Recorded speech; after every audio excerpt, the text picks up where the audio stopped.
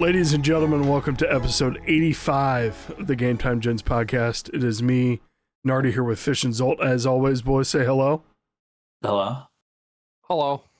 We have a great guest, a fantastic guest today, one of our avid friends, listeners, I don't know what to call you. Friend. One fan, my guy. You've been a fan since high school, so we've got Bearded Ben wonder. here, the donut man, the owner of Starlight Donut Labs that we all love a lot.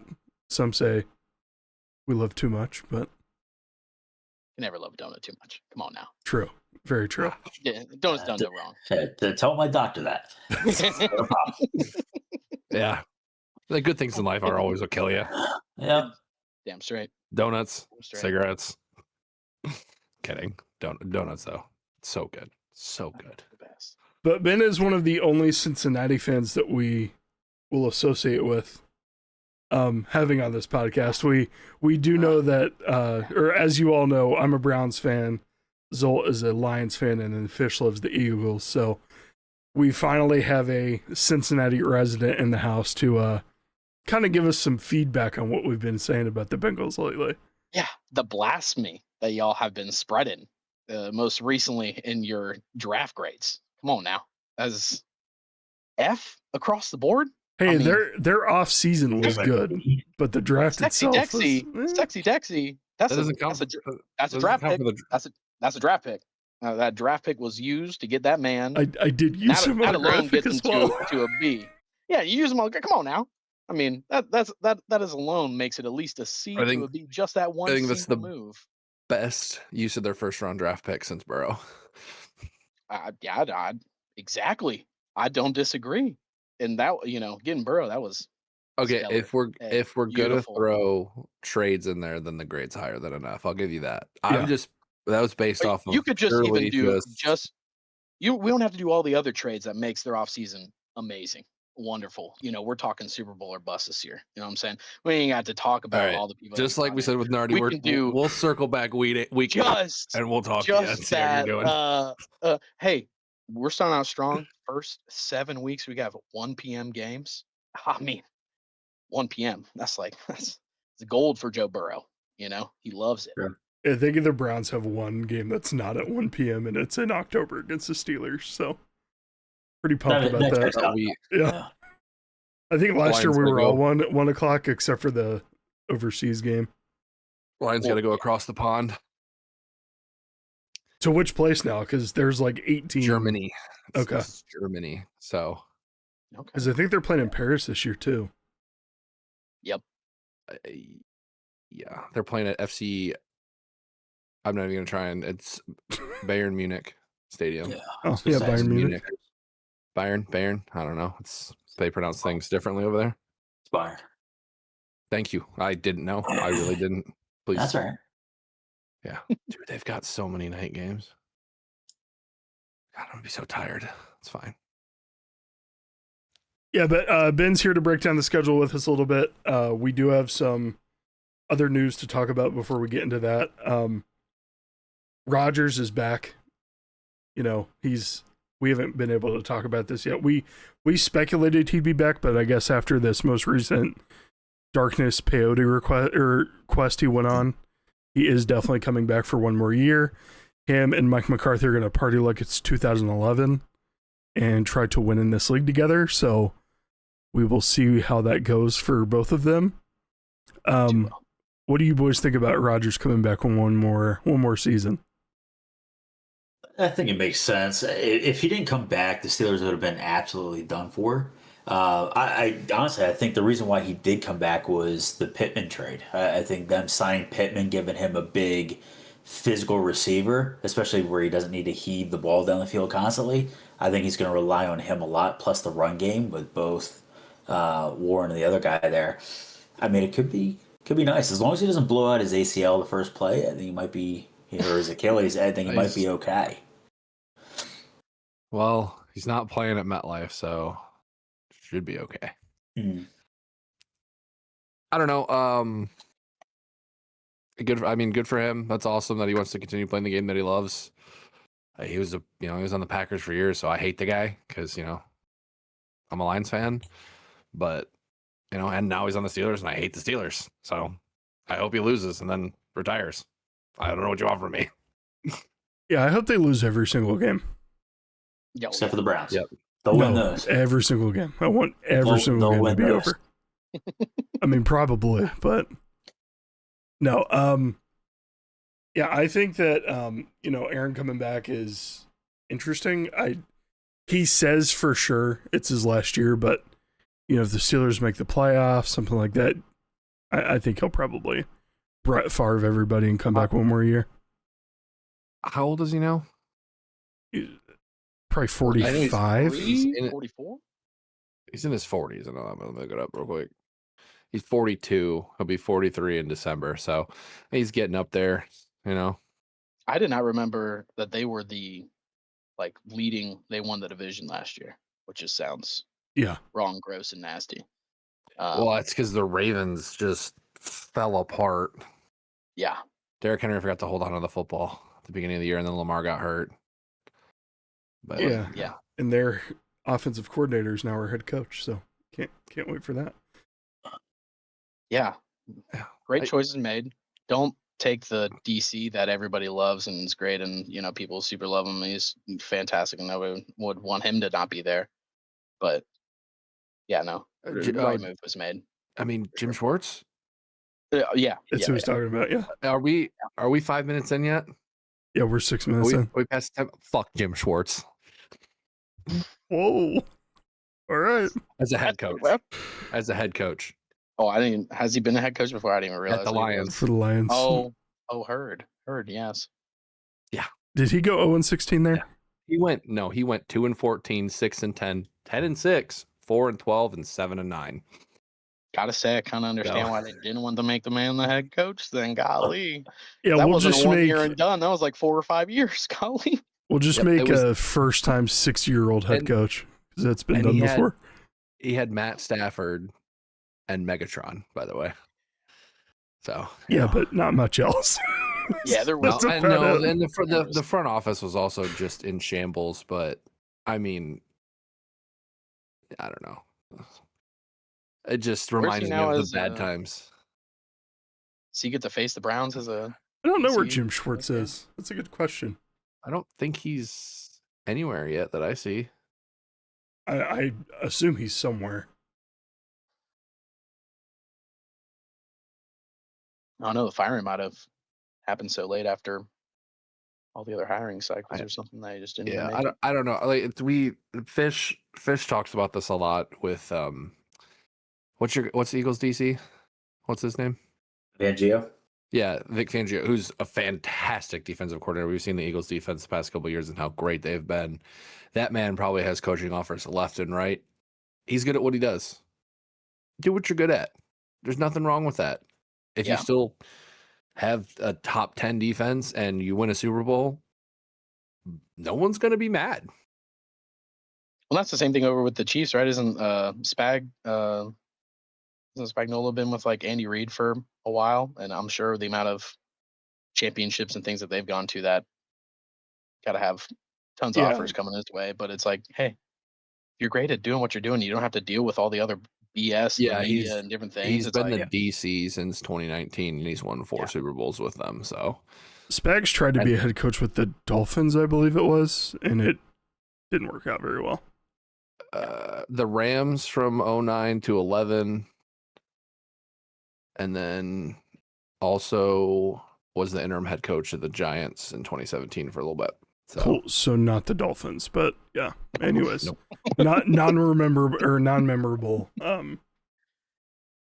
times there. So I just looked it up. Jim Schwartz is not currently coaching anywhere. So pretty cool.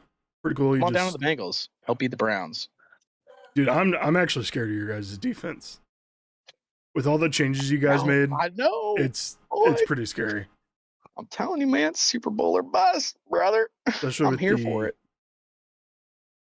With the offense you guys have, if you can keep Burrow healthy, that's the key right there. That man can stay upright, or at least only go down like 30 times. Jesus, not like 60. That's a lot. I mean, Dexter Lawrence and Jonathan Allen eating up the middle. Shamar Stewart, are you ready to call him a bust? Oh yeah, I mean, I think that was a dumb pick in general. I mean, just the lack of production. We're getting a guy who we need to go get sacks, and he's had damn near no sacks his entire college career. What are we doing? Why are we? What are we doing here? Did he even have? Yeah, he had one last year. Yeah, That's Just keep it the trend. It's good. right now he's like just a body. I mean, we pretty much replaced our entire starting D line. You've replaced What do your you think with entire new starting people? defense, damn near. I mean, yeah, you're not lying because we got the chief safety and a bunch of Yep. other people. Boye Mafe is Mafe. so fast coming across or over the edge, and I don't know if Barrett Carter or Oren Burks were there previously, but Well, and hopefully with Sexy Dexy in the middle, they won't be able to do a lot of like different chips and things to the outside guys because they'll have to put, a guard two center, bodies. 2 bodies at least, or have like the running back stand to help even chip even more in the middle instead of on the outsides. Yeah, Yeah. I think the Bengals might make a little bit of a run this year, especially because I was looking, and this is a good time to transition before, just to show the graphic here. You guys have the third easiest schedule this year by winning percentage from last year, and these numbers are from ESPN. Audio listeners, it's just the rankings of the schedule. We go from the Browns, who have the easiest, to the Bears, who have the hardest. So, you can look it up on there if you want to check it out and you're not watching the video. But yeah, the Bengals made a lot of different moves to shore up that defense, make it better, and it's very scary. I mean, it was needed for sure that we were a open sieve. Like it was terrible. It was anybody could score anything on us. We couldn't stop anything last year, run or pass. It was hot garbage. Yeah. So with the moves, hopefully, hey, we won't need to score 40 to get a win. Maybe just 28. I'll take that. It could be a top 15 defense. Boy, playoffs for sure. You heard it here first. Playoffs for sure. Oh yeah, put that bet in. That's guaranteed money. The Grywe guarantee. That's what we'll call that. That's buddy. Branding. But before we get into more of the schedule releases, Ben, did you have something you wanted to talk about real quick? Oh yeah, so we this month we were able to do as Starlight our first charity donut. So we're finally doing well enough where we can start giving back and doing things. So we partnered up with this place called Maddie's House that helps out like young teens or adults just have a place that they can go, have programs, have classes, different things where they can meet people, just try to spend time and just not be feeling like they're alone by themselves, that sort of thing. So we did the thing is called Maddie's House because the family that started, they lost their daughter to suicide. Her name was Maddie. She likes to bake a lot and baked a ton. And one of her favorite things was oatmeal raisin cookies and muffins and things. So we did a oatmeal raisin donut. We flavored the dough up, did a cinnamon cream, made our own oatmeal cookies and things on that. And so $2 of every donut now is going to that. So we have one more week of the Maddie's House donut, and we'll be doing another charity one next month with a chefs and coffee thing that I've been a part of, which they now help do therapy sessions for people in the industry as like a nonprofit now. That's awesome. Yeah. I had one of the donuts because I went down there Saturday and I got some, but dude, I had to get two because how often do you see a cookie on top of a donut? I was like, you're speaking to me right now. So yeah, I got two of them. All your donuts are great, but that one specifically, I love oatmeal raisin stuff. So it was so good. And I actually have the second one to eat after this podcast and I can't wait. Let's go. Kept it in the fridge. So that's right. Yeah. Come on. Safety first now. Can't be getting that cream going bad on you, my guy. yeah, absolutely. They might make it home. I think I brought home like 2 and I got a half dozen. So, Trust me, I had all of the urge to open up that box on the way home. I mean, Arthur was all. I also gave him a couple of bites because he's like, oh, Dada, I have, and then he kept going more. I'm like, all right, this is how this is gonna go. You have a little bit longer of a drive than I do, though, Yeah, on the way Yeah, home. So a little bit get, easier to yeah. a little bit. You ever dip need in on to that one. stop and re-chill, you can stop here. So Nah, let's eat them. It's fine. So there's another excuse to go buy more. Oh, I'm out. No, it's gotta go restock. That's right. my only other piece of news is that the Cavs lost. Mm. Sucks. They I don't know if you guys watched any of the games. They quit in the first half of the fourth game. So it was I did see that. it was bad, dude. The shooty hoops. Yeah, I think in one of the games, I didn't watch every single one, but I think the Knicks won by like 37 in one of the games. So, and they won by double digits almost every single game. It just wasn't even a contest. I did remember seeing on Facebook, because a bunch of people were complaining about it, that they blew a huge lead in one game. They're up by like 25, 27 points. With like 7 minutes left in the fourth. Yeah. They blew it. And I'm like, oh, cool. Typical Cleveland stuff. We love it. It's a great time to be a Cleveland fan, as I always say. I mean, it is what it is, Yeah, you have hope in the horizon for your football team. How the Indians doing? Or Guardians. I'm sorry. Guardians. Yeah, don't you dare Whoa, bet Guardians. me, Whoa, dude. Everyone wishes they man. would go back to the Cleveland Indians. I don't know. I know two things about baseball: Shohei Ohtani, and Aaron Judge. you use a bat. That's about Aaron it. Judge. Yeah. Aaron Judge. There's not much else. Yeah, I'm just looking at the final four scores. Every single one is double digits. So, yeah, sucks. Anyways, let's dive into that schedule. So, most of us are on the left side. Actually, all of us are on the left side, which is the easiest schedules. The Browns have the easiest. I'm more than thrilled about that. I'm going to try not to believe any of the hype as of yet. Going into the season, we know that, the reporters in Cleveland are not very supportive of guys like Shador at this moment in time. They're hyping up Dylan Gabriel and also Deshaun. They're very much hyping up Deshaun right now. I love a good Deshaun. I think it's his time. Now, am I biased because I picked him up in fantasy? I mean, a little bit. Scumbag.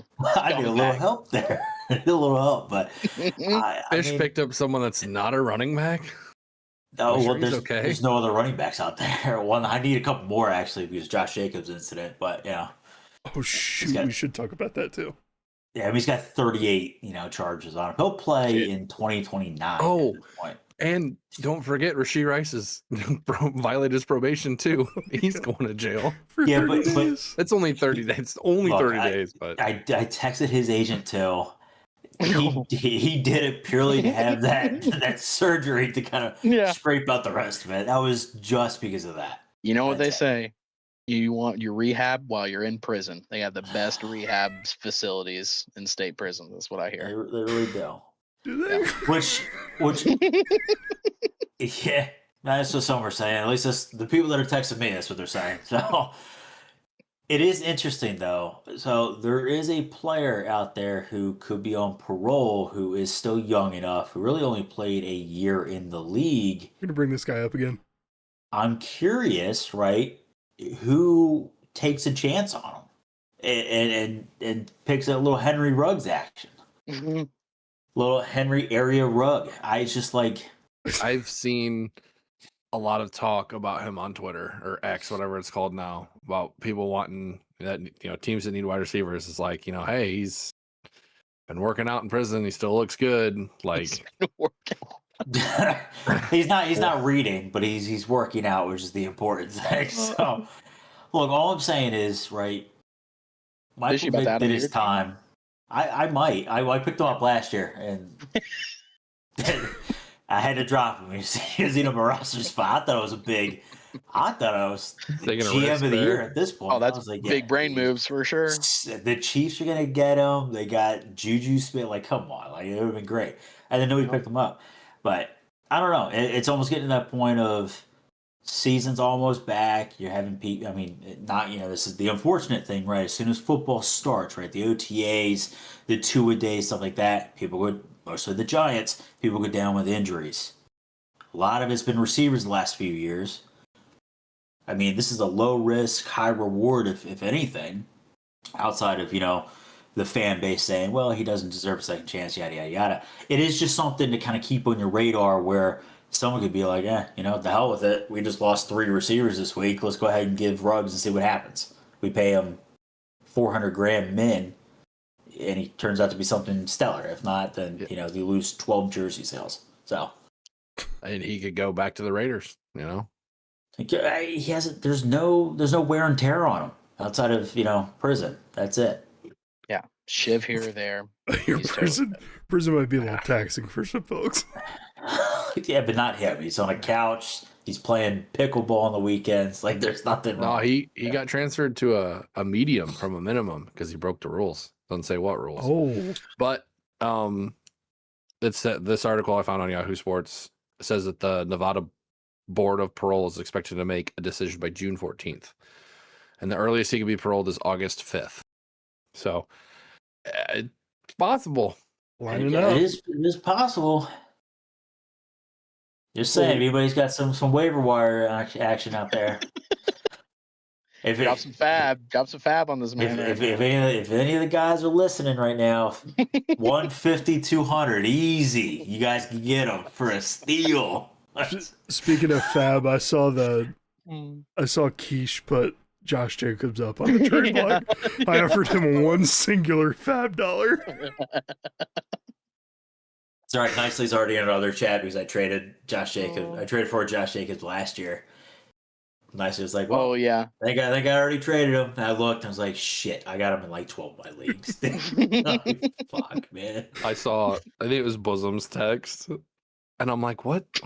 Is wow, why is he on the block? And then I get the notification like 30 minutes later. I'm like, oh, that's why. That's it. It was the laundry list of like charges against Josh Jacobs. So many charges. To then have Bosom text and chat, which we haven't heard from in 12 years, to say, I want him off the team. I'm like, hello, good to see you again. How are you? Glad you're alive. I think we saw him at your wedding and haven't heard from him since. Yeah, checks out. Yeah. But no, I mean, Henry Ruggs would be a good pickup. I mean, hopefully Kansas City doesn't try to get him because they might have the Kansas City version of Tokyo Drift going on. But I really don't know what team could benefit from him other than, the Rams always seem to be looking for a third receiver. They were in talks to trade for A.J. Brown. Why, I don't know. But they were doing that just because Puka was like a month and a half span of like Puka going in and out of rehab. He had off the field issues and stuff like that. So I mean, he really comes to the bit. I mean, when he plays, right, we know the things that he can do, but unfortunately with AJ Brown, all you get is on-field drama. Like he reads a book on the sidelines.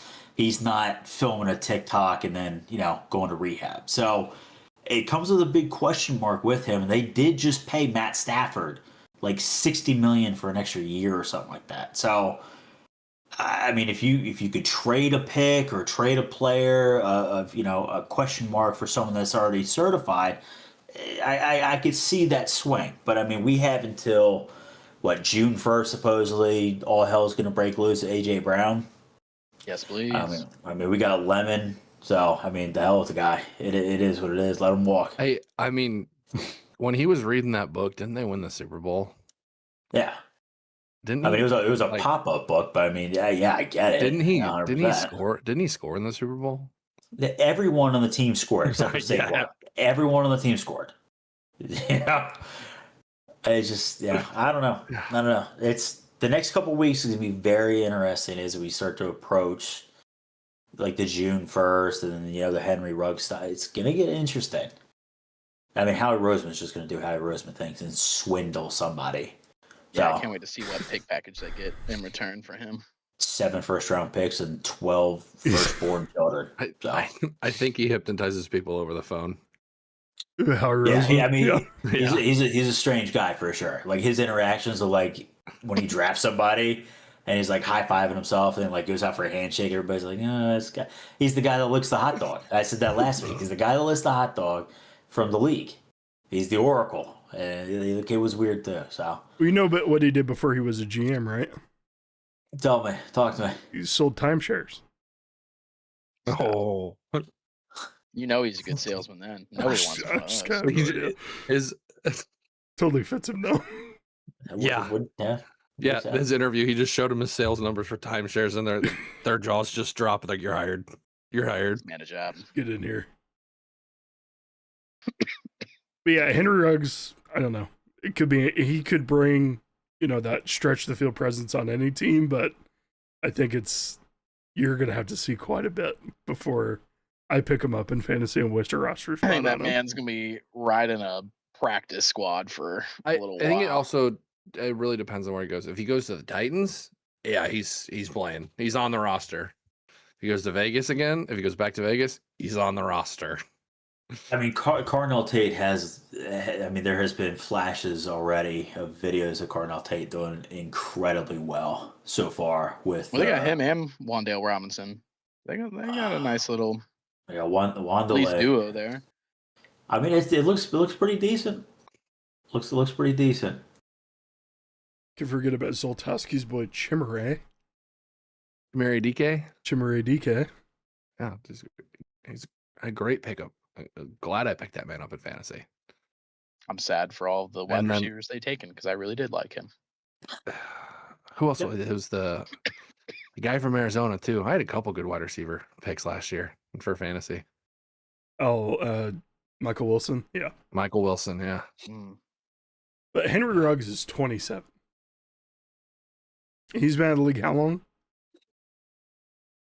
At least 3 years. 2023. But keep in mind, 27 age is just a number, right? I mean, there's no wear and tear on him. Yeah. Okay.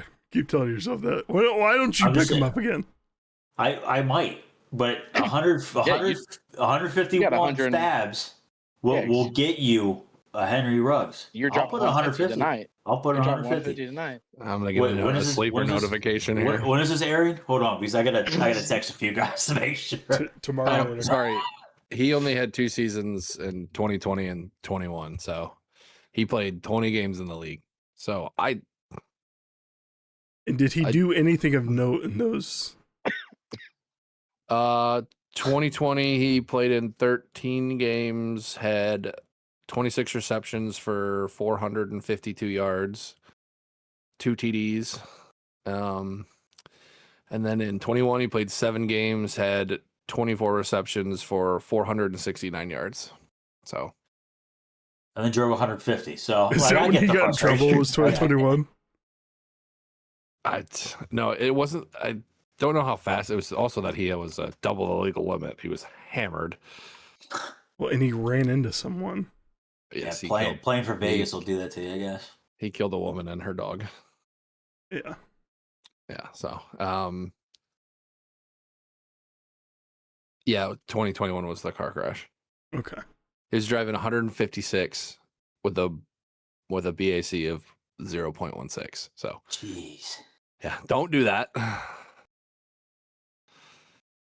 You guys just think that they're untouchable. All right. Anyways, back to the schedule. So I want to talk about the schedules a little bit and then who we think is going to have a kind of a pop-off fantasy season just based on these schedules, and then who's going to have kind of a lackluster. So we have already, like, Ben and I talked about this when I went and picked up donuts Saturday. This is all subject to change, obviously. We got to see how the year plays out. But off the top of my head, just off the first 3 teams, could potentially see, Chase Brown have a big year. You could see Quinshon having a big year. You could see that receiver tandem from New Orleans having a big year. Maybe Etienne or Achan, as he says his name is, down there in New Orleans kind of pop off. Wild change after 7 years. Yeah, insane. But I mean, you could see all those guys having a great year. I know there's probably a lot of worry on the Bears, especially Luther Burden, who hasn't really shown too crazy of a target share as of yet, but they did ship out a lot of pieces to make him the number 2 there, number 2 receiver at least, and I think what? I mean, he could outdo Ondunze. That's why I was trying to get him from you, my guy. Oh, I'm not giving him up. I'm excited for him, but yeah, I think he's one of the ones I'm a little rocky on right now. I think he has the potential for sure, but with him having the hardest schedule, I'm not totally thrilled about what his 2026 is going to look like. I don't know. Rome really had a lot better year last year than he did his rookie year. Really stepped into that number 1 role there. So I feel like he's going to draw that focus more, and that's going to open the door for Luther Burden, especially now because that was his rookie year last year as well, right? Yeah. So now that he's got a year under his belt, we always kind of see that, like, normally those guys, and he didn't have a bad year last year. 47 receptions on 600 for 652 yards with 2 touchdowns. Touchdowns are kind of low, but that's still that was average. with DJ Moore there and other people too. So maybe with all those targets and everybody gone. And Colston Loveland really broke out in the latter half of the year. So there's, as much as I hate to say it, there's a good bit of weapons on that team. I miss Ben Johnson. Please come back. It's possible, but it's now we talked about with the Lions. Said this a lot. There's a lot of talent on that team, and you're trying to spread the love. Whereas most other teams, you've got your number 1 guy, and then you've got your serviceable number 2, and then your number 3 is just kind of there, and then maybe you have a half decent tight end. So it's kind of, and then maybe an all right RB1, and then a short yard back that doesn't he's in there to get you the first down on a 3rd and 1 or a 4th one when you need it. That's hard when you have a team that's got lots of guys to throw the ball to. Fish, how do you feel about your outlook? About the Eagles or just in general? The Eagles. I don't know. It's a new offensive coordinator, which obviously comes with his own worries, right? It's what worked well a few years ago is we fed Saquon, we played a lot out of play action, and then we did little dinky passes over the middle, and it worked. It worked out well. When Petula stepped in, we kind of went away from that. It was very scripted of, okay, Saquon's going to get the ball the first 3 runs, and then we'll punt. Or he'll run it twice around the edge, and then we'll throw a deep ball.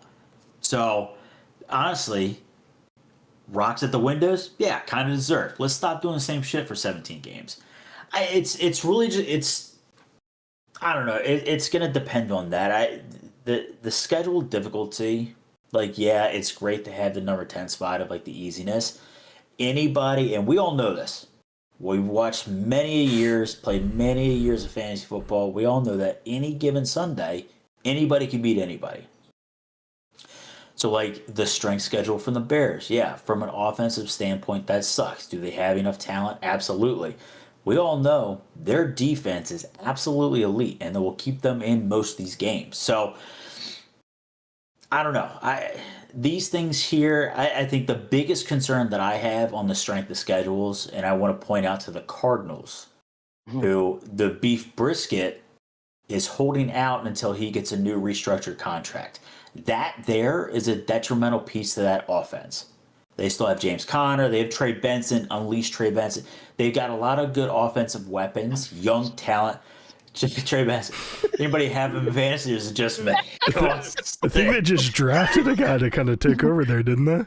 My guy, I traded for Algier so I could have Algier, James Conner, and Trey Benson before they drafted Jeremiah Love. I thought, you know what? Let me go ahead and secure this backfield. I'm gonna get everybody I need, and then nope. Well, that's out the window. Yeah, golly. But pieces like that where you have some players that are holding out. Some of it's warranted, guaranteed. I get that. Beef Brisket did really well towards the end of last year, actually throughout the whole year for a struggling offense with that team there. The defense is mid at best. But now we're kind of going back to the locker room thing. What does that bring back to the locker room, right? Hey, the captain of the team is holding out for more money. He's not at OTAs. He's not out there practicing. Who the hell's their secondary? I don't know. This here, the schedule difficulty, yeah, it looks great. In theory, the Browns should win out. The Bengals, I think, will take the number one spot. I mean, if everything goes accordingly, right? With their giving up their first round pick for Sexy Dexy, Yeah, their off season moves, the offense. I mean, we talked about this countless times last year, right? The Bengals offense is too good.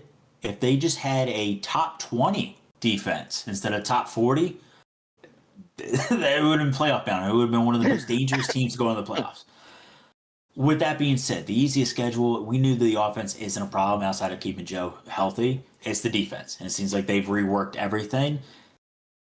The easiest schedule for them, it could be very dangerous for that whole division. So I'm not holding my breath on the Eagles. I'm going to be frustrated either way. We're going to pop off for an 80-yard run, be screaming, and then we'll give them a 20-yard pass and be like, what the fuck are we doing? Huh? Seriously? So I don't know. There's a lot of things. We got 4 hours, right, Ben? You're not working tomorrow, are you? I mean, we could talk a little bit more, but we could. I don't know. Schedule difficulties. What do you think? What do you think your Eagles are going to go? What do you think the record will be? I think we'll win another 12 games. I'm confident with that. I think we'll take the first spot. I think it'll go us. I think it'll go us, Giants, Dallas. Really? That offense, as long as everybody's not practicing on their home field and nobody blows out 7 ACLs, I think they'll be fine. Jackson Dart showed really good promise.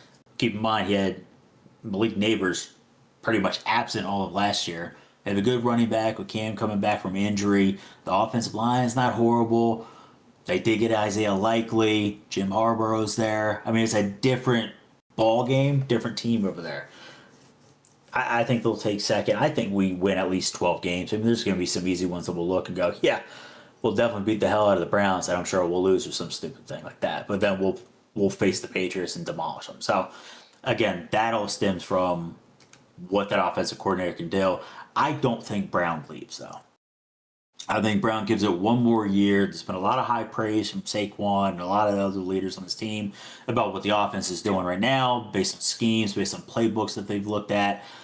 I think it's a lot of high praise. It's not Sirianni's best friend.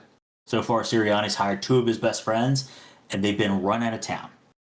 So as long as he has his pom-poms and does the roo-rah thing and keeps everybody motivated, great. Let the coaching... let the guys actually know how to coach. Let them do that shit, right? Call the plays. You just stand there, cry during the national anthem, and just roll with it. You know, that's all we got. So, I don't know. I think we at least win 12. We take the division, and then hopefully we don't face the Rams in the playoffs. What about the commies? You worried about the commies at all? Yeah, Jaden Daniels coming back healthy, maybe. Yeah, maybe. They need a lot more work than just the Jaden Daniels. They need a lot more work there. Yeah, you're not wrong. They got rid of. I mean, at what point? What they had Payne and who was their D tackles at the middle that were insane. I think Sweat, I think maybe it was Sweat, and then it was Payne, and then who was the other guy? Another D tackle. They still have Payne. Jonathan Allen was there. Yeah, I think that's 2 years ago at this point. Was it? Yeah, I'm not sure who. They drafted a kid out of Penn State 2 years ago. I can't remember his name. I'm looking up their depth chart now. Regardless, it seems like they're kind of doing. I mean, they had the big fire sale a couple years ago. They got rid of some defensive guys, and were like, okay, yeah, we can't pay everybody. And then, what's his face kind of had a mediocre season. The offense, because they picked up Deebo Samuel, thinking that he was going to be the over the middle guy. I mean, yak wise, I mean, Deebo's insane he can't bring the guy down. He's known for that. He's not going to burn you by speed.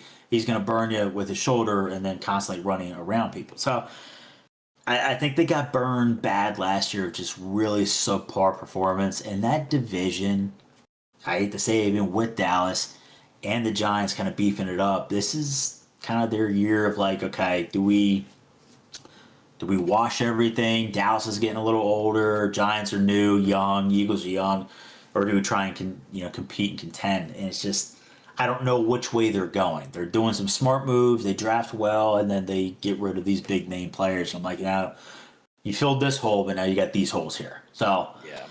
I don't know. I don't think the Comics are going to do well. It wouldn't surprise if they won less than 6 games. Interesting. Okay.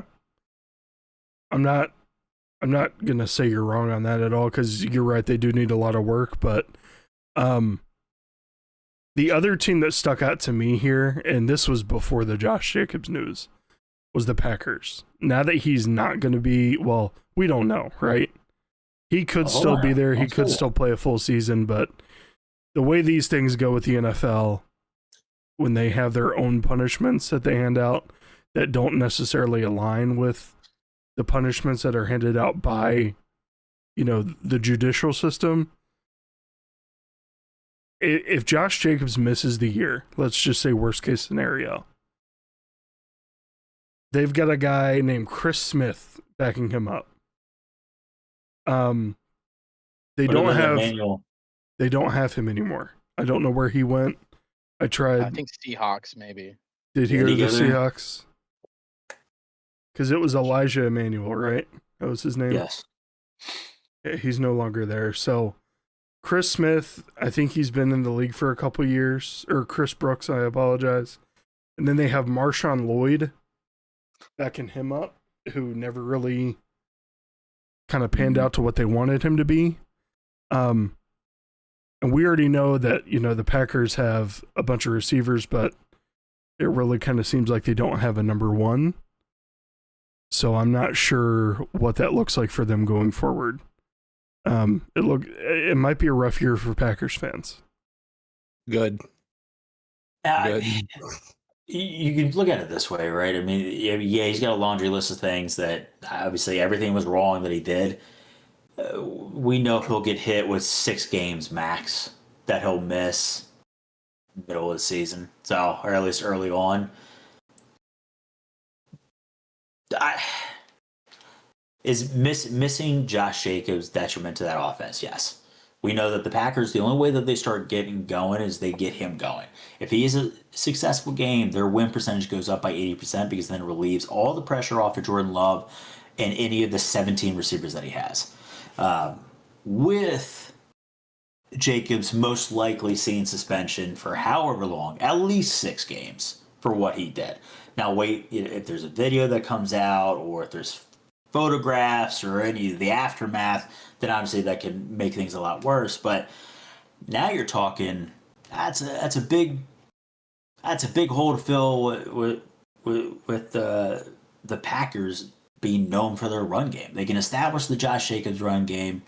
9 times out of 10 they can win the game. When they can't, that offense goes down. And it looks like Jordan Love can't really handle the chemistry of 1 through 8 receivers that he has because Watson's either hurt or running a deep slant. And then Wicks is no longer there. So who's the other? You got Jaden Reed, Matthew Golden. Matthew Golden did have promise last. He's a quick little guy, shifty guy at the WR3 spot that can cut over quick slants, stretch the field if need be. But again, people are going to go ahead and only stack 4 in the box because they know you have 0 run game. And Jordan Love, he's a little bit of a mobile quarterback, but he's not a Lamar. He's not a Caleb who's going to run multiple times in a game to pick up 20, 30 yards and have that, require that spy over the middle. It's not going to happen. They're just going to push everybody back. Now, Tucker Kraft is coming back from an injury. He did get hurt late last year, who had extreme promise in that offense. And it looked like Jordan Love's number 1, at least for sure, receiver when trying to throw the ball down the field. He was the most certified thing that they had in that offense. So with him coming back off of that big injury, it might take a minute, and it wouldn't surprise me if they start out 3-5, 3-6 until they can get the Tucker Kraft going, depending on what Josh Jacobs' suspension is or however long that is. They might make a late trade for a running back that's halfway decent. I mean, look at the Algier and those other guys. I mean, Charbonnet is a good example too. You look at these running backs who have been splitting time, who, yeah, could handle a full workload or at least buy you time for 6 to 8 games or however long to get Josh Jacobs back in. You look at those guys and go, Algier or Charbonnet, I've seen them handle the ball 20 times a game. They've done well. Let's get somebody like that who's not going to cost an arm and a leg to get a fresh running back. Get them in the system and just put them on a rotation. At least that way you have some type of viable running back there where you don't lose your true identity in a run game. Yeah, you lose most of it, but at least there's a threat back there. Not, you know, not a Zoltowski or an Ian back there. Everybody's like, who the fuck is that guy? He's got a question mark for his jersey number. So it's going to be a tough season for them. Definitely trade for Trey Benson and make him their starter. I was going to say, Arizona's got 18 running backs. So many RBs over there. Or even, right now. I mean, they've got 1,000 running backs. Throw a pick or two for James Conner. He's got another year or two left in the tank, and he can handle the rock. I don't know. The next few weeks is going to be very interesting to see what they do now that this is coming out. Just for a lot of teams in general, there's a lot of moves, everything's been a little too quiet. I would think they would have to trade for somebody because there's not anybody out there in the free agent wise that would be noteworthy to actually lead the role. Yeah, 100%. I mean, we talked about this last year with the Chiefs. They didn't have a run game, and Patty Mahomes is a very mobile quarterback, but every down he looked like he was out there running like a chicken with his head cut off, just trying to get away because they knew they were throwing the ball. So they're either sending an extra guy, and Rashee Rice was pretending to drive in, real fast in simulators, and their receiving core was so old last year at the beginning of the year. And I mean, they were decent guys, but they didn't have a run game, and it hurt them bad. Yeah. So just for context, Chris Brooks has been in the league for 4 years, has a total of 82 carries.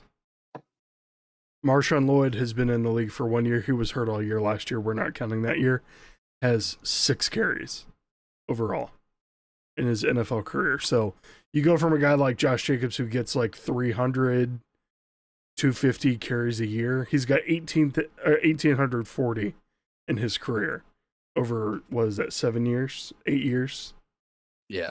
It's a huge drop off they're seeing. So I think you guys are right. They need to trade for somebody.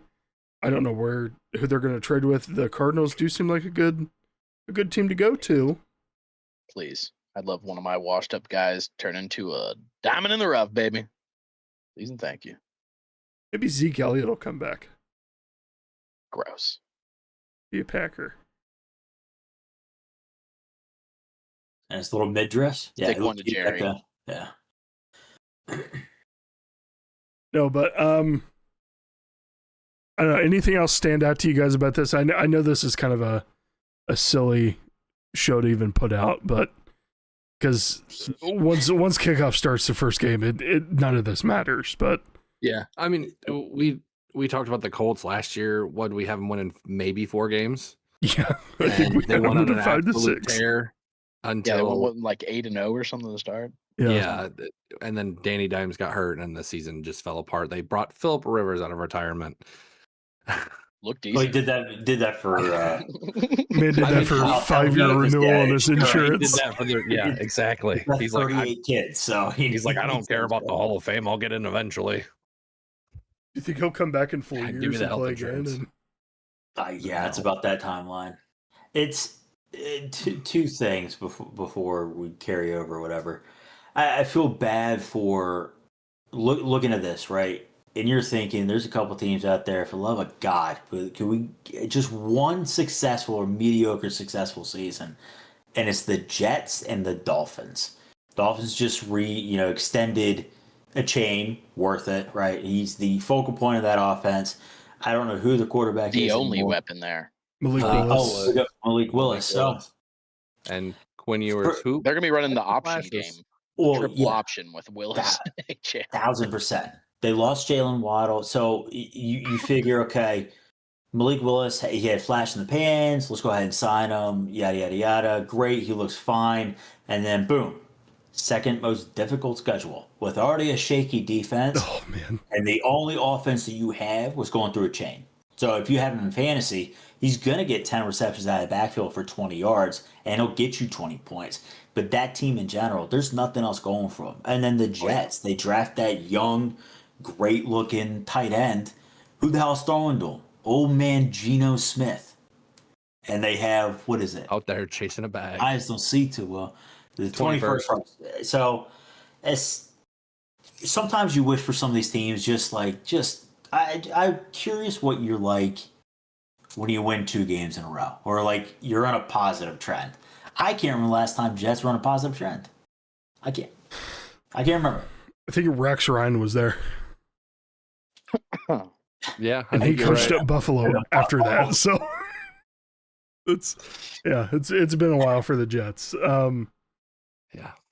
Nutter, what you got for your Brownies? Easy schedule, 2 and good 15. defense, did a good draft. Setting the bar low. Is that what Proud of you're you. hoping for? So you can solve the QB-ness, or is that what you really think is gonna happen? So I would love for the quarterback to already be in house. I really like Shador. I think he's a competitor, and I think I think if he gets the right coach behind him, he could probably succeed. I don't even know what to think about this team this year. I mean, it's a whole new staff. Todd Monken, I already talked about it, 60 years old, first-time head coach. He's never been a head coach before. That offense he coached last year completely fell apart, and he took all of the accountability for it. That's Between leadership. him and Lamar. I guess that's the good thing you can say about that. But our strength last year, our defense, I don't even like. Yeah, our defense has been good from year to year, but like the Jim Schwartz defense stands out so much, and now that he's gone, I can't even tell you who our defensive coordinator is right now. Like I don't know his name, I don't know his background, but I don't have a lot of hope going into this year, and I don't know if that's me being a jaded Browns fan from the time that we've had a little bit of success in my lifetime. You know, the 1 year we went, or the 1 or 2 years that we went to the playoffs, beat the Steelers, and then lost in the Kansas City game. Yeah, and then trade away our quarterback. Yeah, we don't want you anymore after you played through an injury. Yeah, so. There's a photo that circulates online a lot. It's an AI photo.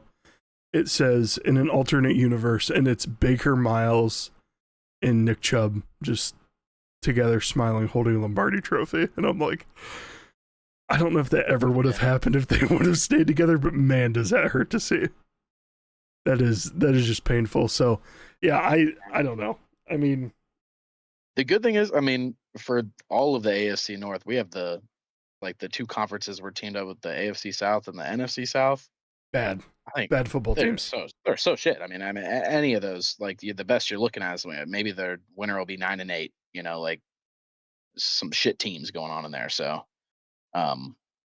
we got at least some crap teams that we gotta play, which I enjoy quite thoroughly. The game I'm most excited about outside of the division games, because I love those, is on December 13th. Kevin Stefanski comes back to Cleveland. Except he's on the other side, and I can't wait to see what kind of reception he gets from the crowd. I'll be there more than likely, so I'm pumped to see how that goes. And are you gonna be booing? You gonna be cheering? Booing. Most definitely booing. Yeah. Are you staying the whole game when he puts up 40 at half, or we'll play it by ear? okay. I mean, it's the Falcons. I know trade deadline ends at like Tua or Penix at that point. Yeah, Bijan though. Yeah, for real. Well, trade deadline ends at like week 8, week 9. Now this is after that, but maybe we'll see our first ever in-game trade to get him Dylan Gabriel back on his team. Because that man just can't. He can't be on the roster next year, as far as I'm concerned. Dylan Gabriel. Yeah, he was so bad. I didn't even know he still was that bad. I don't hear anything about him at all. It's all just Deshaun Watson and Shador. Let me look at the old depth chart here. It's Deshaun Watson, Shador Sanders, Dylan Gabriel, and then Taylor Green. That's our 1 to 4. That's who's going to be starting for you Taylor next Green, year. put him in. Dude looks like a stud. Gabriel Give can't stay over Deshaun the enough line, time, so though. get him out. No, I'm not hyped. I'm not surprised, or I'm not excited. There's 2 guys I'm excited for fantasy wise. That's Quinshawn and Harry Fannin, and that's it. Their They don't offense, do well. they have like slowly. I mean, Bannon, Judkins, and then if the 2 wide receivers that they picked up this year, if they can turn into something. I mean, you got your offense set up nice, and their O lines. If the new crew that they have in there turns out to be nice. Well, that's what I'm excited about. They revamped the O line, and they got some internal, like the internal 3 are going to be studs. Like Quinshawn's going to have a good year if he stays healthy. He's going to be the focal point, I believe. So, yeah, him and Harry. That's the 2 I'm excited about. I actually just got a Harry Fannin jersey. I'm going to replace the Shaq one with. So I have a full wall of Browns jerseys behind me, but yeah, I'm pumped to see how the rest of his career goes, but not necessarily this year. Heck yeah. But what about you? I mean, you got to be. You're saying Super like Bowl or bust. 11-6, 12-5, something like that. I love the matchups that we have. Super nice. I mean, always in the AFC North, I feel like even when the Browns are shitty, we'll probably lose 1 to them. It's fucking stupid. And that's how it goes with Ravens, Steelers, and everything. So we'll probably either go 3-3 in the division or maybe a 4-2 in the division, something like that. And like I said, if Burrow can stay upright and we can limit him to like 30 sacks on the year, which is still a lot of sacks on the year, but we can do to 2 a game, or I don't know, would that be a little bit less than 2 a game? But either way, we can keep it to that. On wide receivers, amazing. Running backs, great. Defense should hopefully they figure it out decently quick. But I mean, can't be worse than last year, and we still almost squeaked it in with only having our quarterback half the year and a guy who didn't know how to fucking play at all. Dear Lord, Jake Browning. I don't know what you are doing, dude. Like the worst. Well, even if Burrow does go out, I mean, you have Joe Flacco there still. Honestly, I'm very I love Flacco on the team. I'm hoping that he teaches Burrow a little bit of the, hey man, we don't need to score a touchdown every play. You can throw it away and go to 2nd and 10, my dude. You don't need to run all the way to the sideline hoping that you can extend the play, extend it, and then you get creamed before getting out of bounds. It's like, just move on to the next play, my dude. So I've always wanted to ask you this specifically. Yeah. Is it Joe Burrow holding onto the ball too long?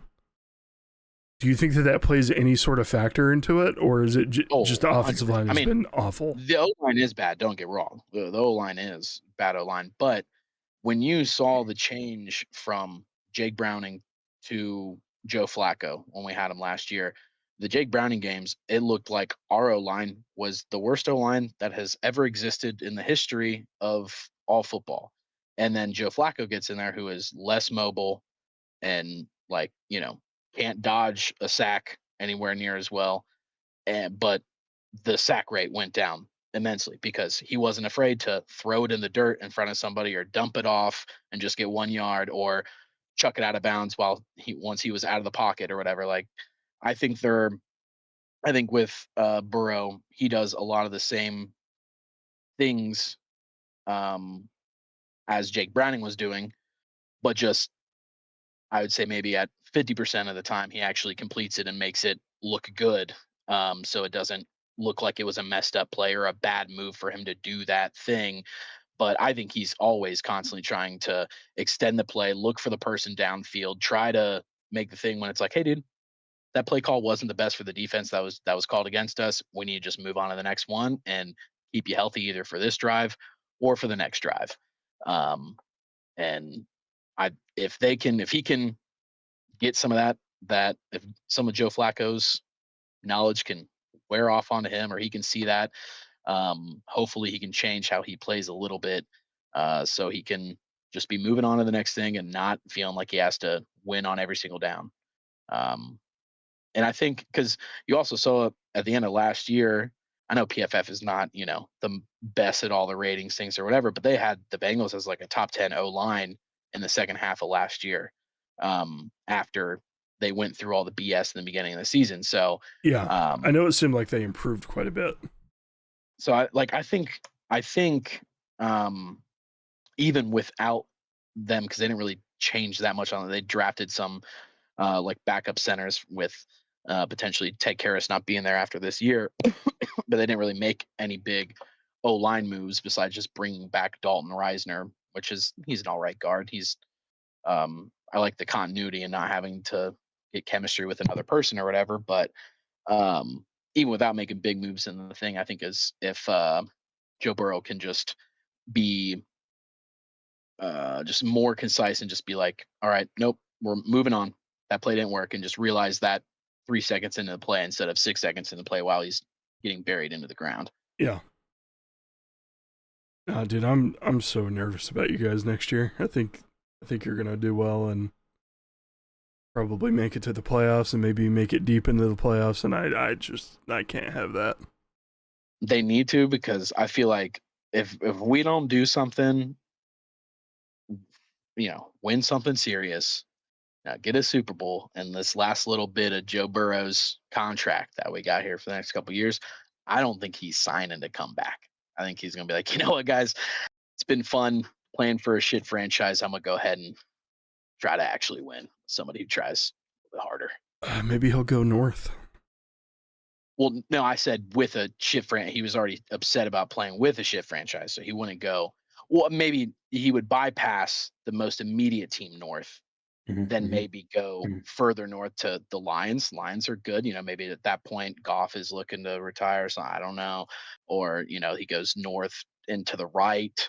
Maybe he goes up to the Jets or something like that. Well, But that's he is a fashion guy. I'm sure he'd love to be in New York. Ooh, true. that's I true. guess. Yeah. I'm curious to Wearing all know those backless suits. who he was a fan of as a kid, because he's from Athens, Ohio. That area is generally Browns fans, but I'm sure after he got drafted, there's been a lot of Bengals switching after that. Yeah, yeah, it's got to be hard to be. I feel like Browns and Bengals fans pretty similar in the sense that it's hard to be a fan of that. But I would say I do like the Browns fans a little bit more in the sense of you guys are actually diehard, where a lot of Cincinnati fans, a lot of the people I'm friends with, just cut bait, just cut it. Moment it could be quarter one in the game, and they have a sack or a fumble. It's the Bungles. My dad will text me. You seeing this? Man, they're gonna lose this game already. I'm like, I can't even can't watch games with them anymore.